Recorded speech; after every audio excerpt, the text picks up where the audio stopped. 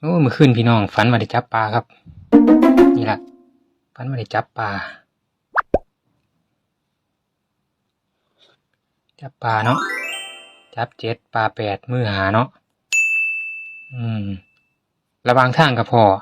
อไก่ไก่นี่ก็เก่าเนาะมี2ขากับ2เนาะไก่เมลูกอ่อน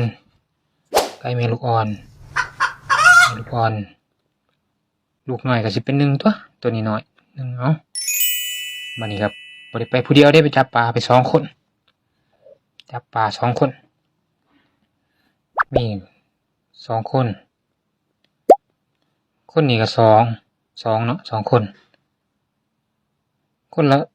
ก็มี2ขา2แขน2เป็น4เอ้า2 2 4แล้วก็ย่างไปกับพ่อได้ปะนี่พ่องูเขียวพ่องูเขียวงูตัวใดเนาะบาดพ่องูตัวหนึ่งงูนี่ก็มันสิแล่นเป็นเลข8 18เนาะกด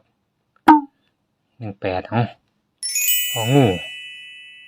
มานี่ก็ห่อขนมเด้ในกระเป๋ามีขนม2ห่อขนม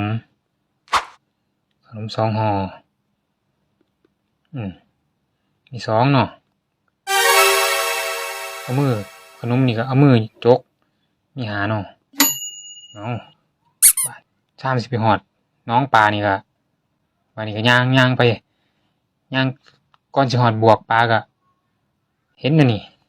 เห็นกระป๋อม2ตัวกระป๋อม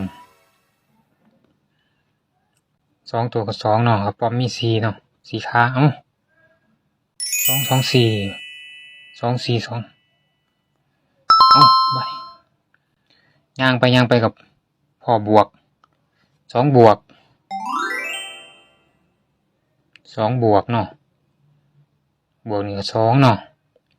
บวกใหญ่นี่ก็จะเป็น0ตัวมันกลมเนาะนี่บ่ฮอดง่ายดอกน้องปานใกล้แล้วละใกล้สิฮอดแล้วแต่ว่าพายแหไปพื้นนึงบัดนี้แห1พื้นเอ้ามี1เนาะแหพื้น1มือจับก็หาเนาะ What แหมันสิเป็นหยังเนาะบัดนี้แหก็เป็น0เนาะเอ้า510บัดนี้ย่างอีกประมาณ19นี่ล่ะสิฮอดบวกปลาตัวนี้มันอยู่19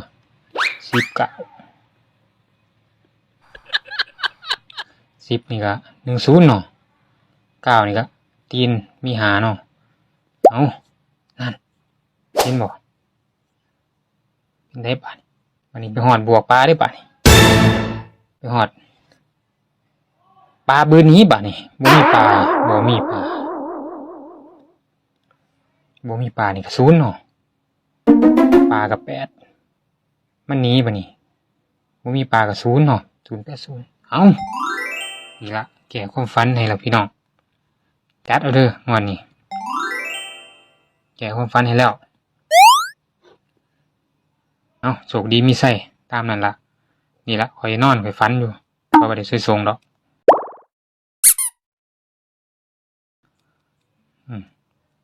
ข่อยฮ้อนยามนี้มันฮ้อนเอ้าโชคดี